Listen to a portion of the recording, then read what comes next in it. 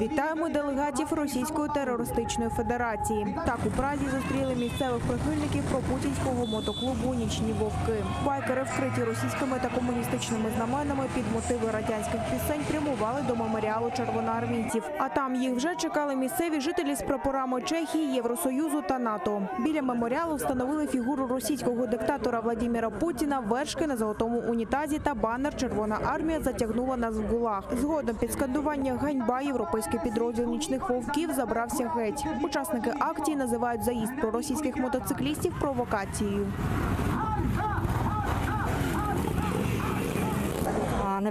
Ми не бажаємо, щоб сюди приїздили люди, які пропагують режим Путіна. Ми живемо в ЄС. Ніхто не проти, щоб вони приходили вшанувати пам'ять загиблих. Проте їх режим нас постійно окуповує. Тому ми прийшли, щоб ясно дати зрозуміти. Нам це не подобається.